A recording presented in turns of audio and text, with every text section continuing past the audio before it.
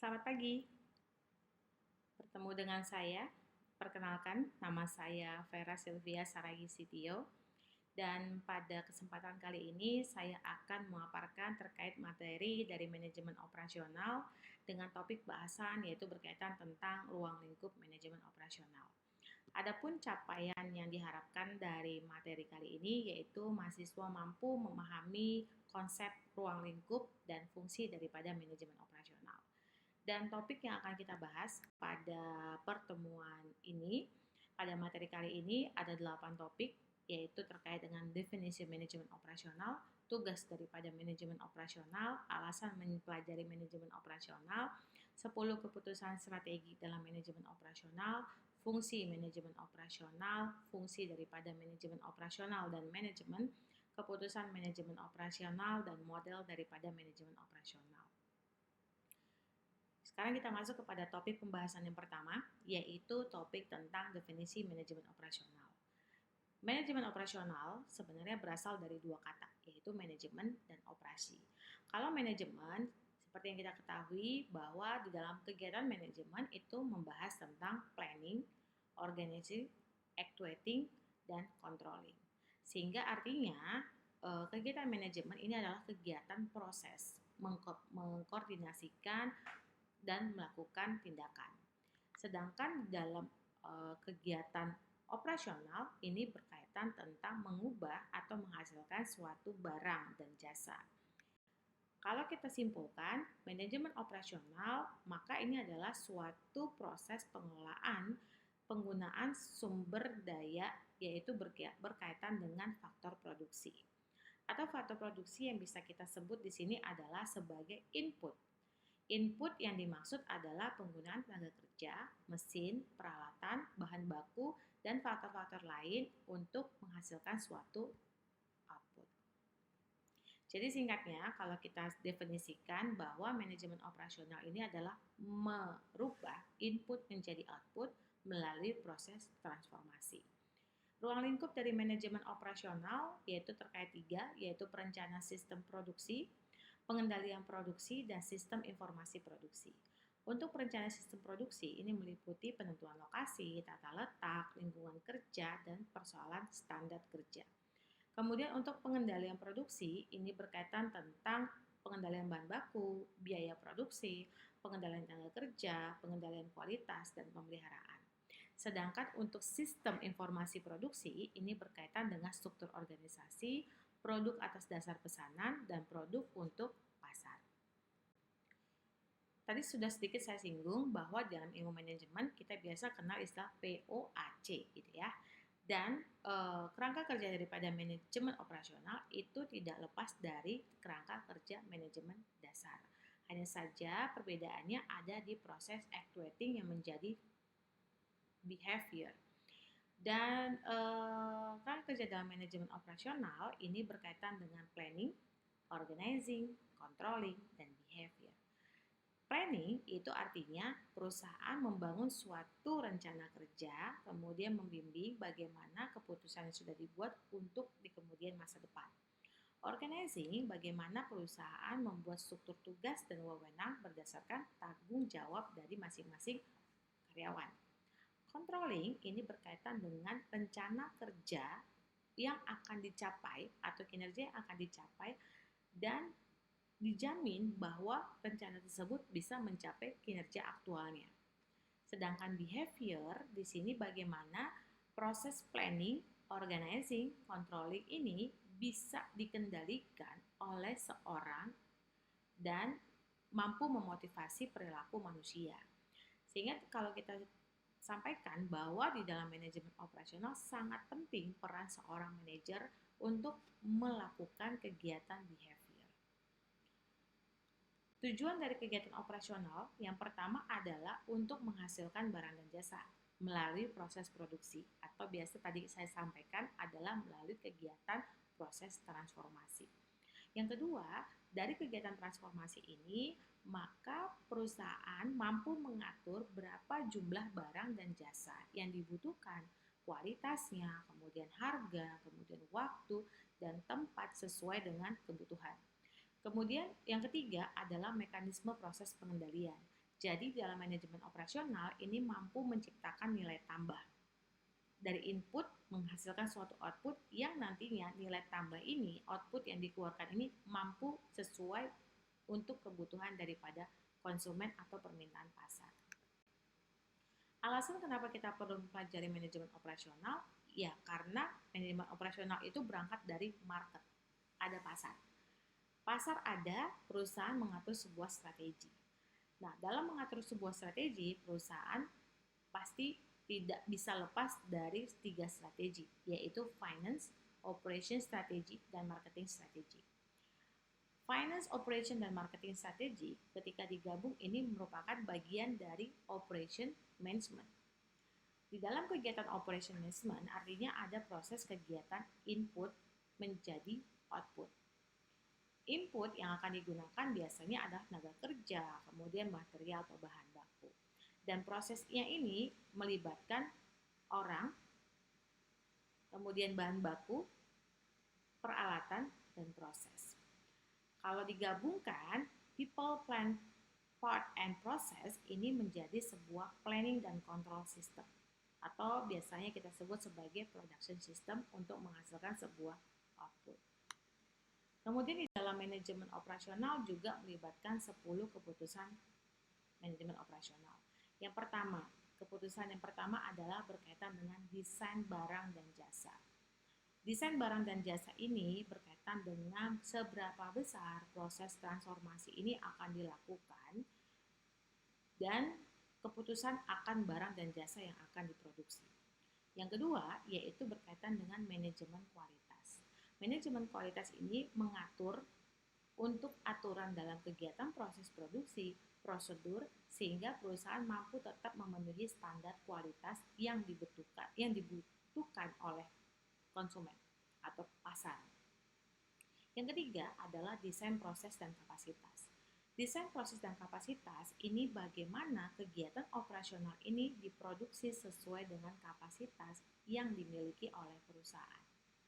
Kemudian strategi lokasi. Strategi lokasi di sini adalah berkaitan dengan lokasi yang dipilih perusahaan untuk melakukan kegiatan operasional dan lokasi ini harus menunjukkan prestasi perusahaan nanti di akan masa datang. Kemudian yang kelima adalah strategi layout. Nah, strategi layout ini adalah strategi yang nantinya akan berdampak kepada proses efisiensi dan efisien dalam kegiatan operasional, misalnya dalam penataan divisi dari masing-masing divisi di perusahaan atau penataan untuk proses duduk karyawan. Kemudian yang keenam adalah proses sumber daya manusia dan desain pekerjaan. Proses ini adalah untuk mengintegrasikan seluruh input yang digunakan dalam perusahaan sehingga saling berkaitan dan membentuk suatu kegiatan yang efisien dan efektif. Yang ketujuh adalah manajemen rantai pasok. Manajemen rantai pasok ini berkaitan dengan perusahaan berintegrasi dengan perusahaan lain sebagai pihak supplier dan sebagai pihak distributor, dan biasanya bersifat independen. Kemudian ada manajemen persediaan. Di sini keputusan penting bagi perusahaan apakah perusahaan akan melakukan persediaan terhadap barang dan jasa yang dihasilkan atau persediaan terkait bahan baku yang digunakan sebagai proses input. Kemudian ada penjadwalan. Penjadwalan di sini penjadwalan terhadap kegiatan-kegiatan untuk proses kegiatan produksi operasional. Dan yang terakhir dalam 10 keputusan MO yaitu berkaitan dengan keputusan pemeliharaan.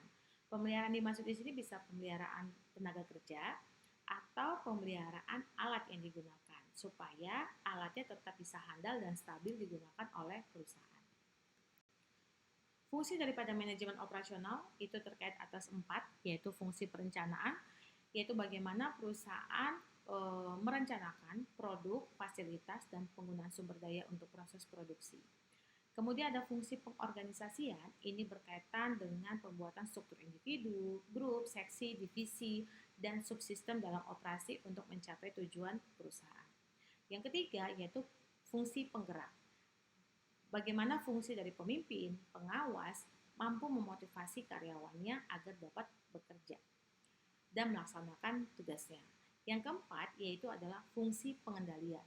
Fungsi pengendalian ini adalah bagaimana perusahaan membuat standar, membuat jaringan komunikasi, sehingga proses pengorganisasian dan proses penggerak ini dapat direncanakan sesuai dengan tujuan. Fungsi manajemen operasional tadi di awal saya sampaikan bahwa kegiatan operasional melibatkan banyak divisi ya dan kompleks. Dan kenapa? Karena fungsi manajemen operasional juga memiliki peran di dalam ilmu manajemen yang lain.